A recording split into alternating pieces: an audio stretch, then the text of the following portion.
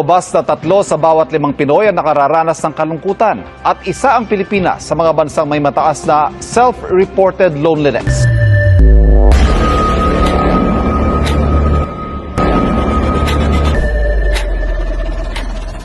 Mental health.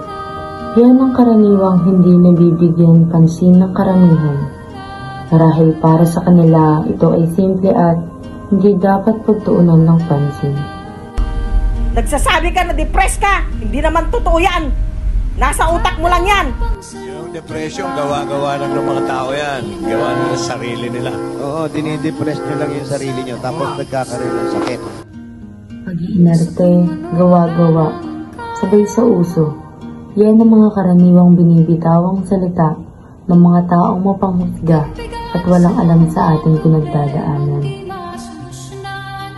Bago nila mapagtanto kung bakit laganap sa mga kabataan ngayon ang mga salitang "Buti bang mawala na lang ako!" Hindi ko na kaya. Suko na ako. Pagod na ako! Tapos na ito. Wala nang problema sa mga. Ngunit ano nga ba ang mga dahilan bakit tayo nakakaranas nito? At kung minsan humahantong pa sa pagkitil ng sarili nating buhay. Ano to? Ito lang? Sa tingin mo magkakasya sa atin to? Gusto mo gawin ko, yun naman sinawad ko. Manap ka ng ibang paraan, punyeta na. Hindi na ba tayo aalis sa ganitong sitwasyon? Sa tingin mo, hindi ako napapagod? Anong tingin mo sa katawan ko, robot? Na sa tuwing nga inuutos kayo, hindi ako napapagod? Nakakapagod na. Tapos etong ibibigay mo sa akin, eto lang? Sa tingin mo, pagkakasya ko to? O, next ka. Kamusta ang exam? Siguraduhin mo lang na mataas yan. Hintay ko yung announcement ng teacher mo. Ako, Nay. O, ba't parang nauutal ka pa? Marami naman yan, Lexa. Ano ba nangyayari sa grades mo? Lagi ka naman nag-aaral. Di mo gayahin yung anak ni Pedro. Napakagaling na bata. Pakiramdam ko, kahit anong gawin ko, hindi pa rin sapat lahat ng ginagawa ko. Laging pressure mula sa school at lalo na sa magulang ko. Alam kong gusto lang naman nila ng magandang future para sa akin. Pero ang bigat na kasi minsan. Parang hindi ako pwedeng magkamali o mapagod. Gusto ko lang maramdaman na okay lang magpahinga at hindi lang grades ang basihan ng halaga ko. Sana kahit minsan, maging magaling rin ako sa paningin ng mga magulang ko.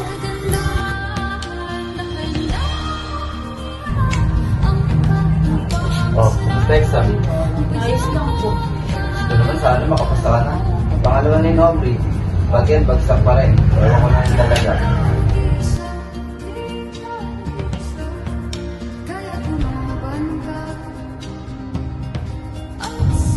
Typical na sinasabi nila papa na ako na lang pag-asa nila. Mas lalo akong natutako. Baka magkamali na naman ako. Baka ma-disappoint ko na naman sila. Napakadaming tanong yung naglalaro sa isip ko. What if hindi ko na makaya? What if mag-fail na naman ako? What if hindi ako makapunta sa buhay na pinagkukwentuhan namin madalas ni mama nung buhay pa siya?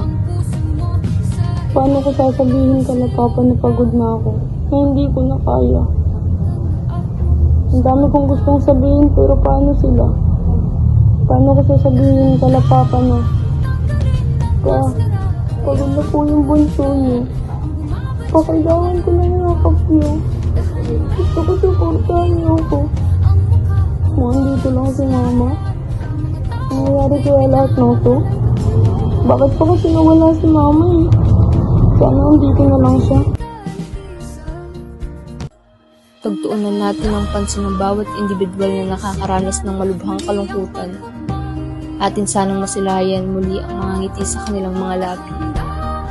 Lagi nating tandaan na lahat ng tao ay may sensitibo sa iba't ibang paraan. Kung kaya't ating ingatan ang bawat salitang ating binibitawan. Nang sa gayoy ating maiwasan na maging sanhi ng pagkalugmok ng ating kapwa. Lahat tayo'y gumagawa ng paraan para matuto at maging magaling kung kaya't atin silang suportahan. Tuwid kailan husgahan. Dahil sa bawat masasakit na salitang ating binibitawan, mayroong nagdurusa, may mga luhang pumapatak. Dahan-dahan